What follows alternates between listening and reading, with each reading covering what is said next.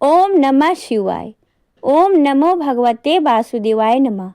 आप सभी को अपने YouTube चैनल में स्वागत है। सनातन धर्म में तुलसी माता को केवल एक पौधा नहीं बल्कि साक्षात माता लक्ष्मी का स्वरूप और भगवान विष्णु की परम प्रिया माना गया है। जया एकादशी का व्रत भगवान विष्णु को समर्पित है और इस व्रत का पूर्ण फल द्वादशी तिथि को पारण करने से ही प्राप्त होता है। वर्ष 2026 में 30 जनवरी को द्वादशी तिथि पर तुलसी माता का पूजन, कथा वाचन और तुलसी दल अर्पण अत्यंत पुण्यदायक माना गया है।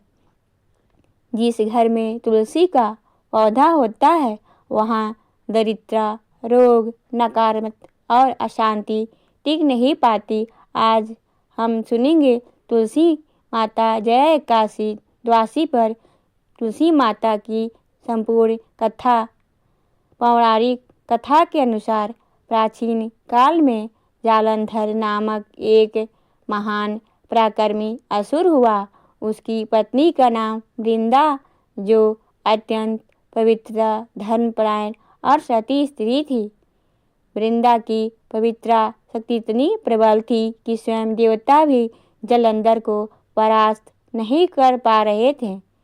वृंदा के तप, व्रत और सतीत्व के प्रभाव से जालंधर अमर सा हो गया था।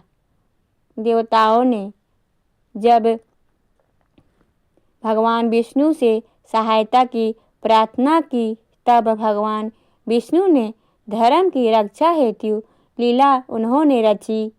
भगवान विष्णु ने जालंधर का रूप धारण कर वृंदा के सतीत्व को भंग कर दिया। जैसे ही वृंदा को इस छल का ज्ञान हुआ, उसका हृदय टूट गया। वृंदा ने भगवान विष्णु को श्राप दिया कि जिस प्रकार आपने मेरे सतीत्व को भंग किया है, उसी प्रकार आप भी शीला के रूप में परिवर्तित हो जाएं। भगवान विष्णु ने उस श्राप को स्वीकार किया और स्वयं शालिग्राम शिला में रूप में प्रकट हो गए। वृंदा ने योगिनी द्वारा अपने प्राण त्याग दिए।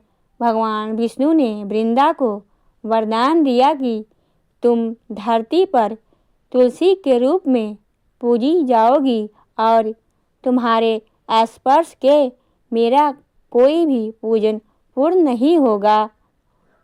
इस प्रकार वृंदा ही तुलसी माता के स्वरूप में धरती पे विराजमान है। भगवान विष्णु ने तुलसी माता को यह वरदान दिया कि हर प्रकार पर उनका विशेष पूजा होगा, हर एकादशी पर उनका विशेष पूजा होगा।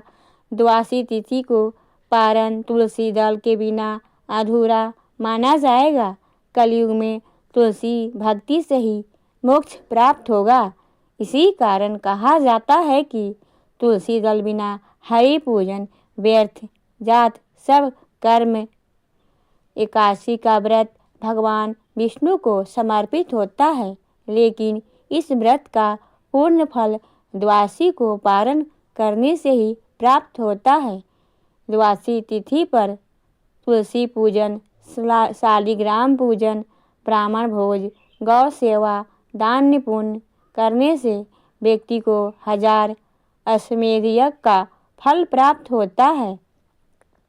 जो व्यक्ति द्वादशी पारण में तुलसी को अर्पित करता है, उसके पूर्व जन्मों के पाप नष्ट हो जाते हैं। घर में लक्ष्मी स्थिर होती है, संतान सुख की प्राप्ति होती है।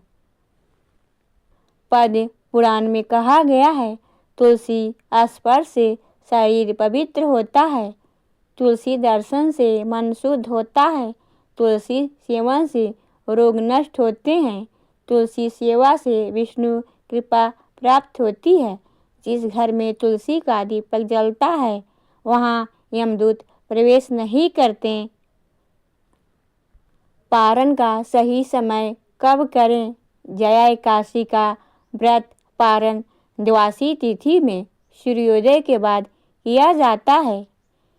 30 जनवरी 2026 शुक्रवार पारण का श्रेष्ठ समय सूर्योदय के बाद द्वादशी तिथि समाप्त होने से पहले। विशेष ध्यान रखें, हरिवासर काल में पारण न करें। शास्त्रों के अनुसार जब एकादशी का पारण तुलसी दल युक्त सात्विक भोजन से करना उत्तम माना गया है।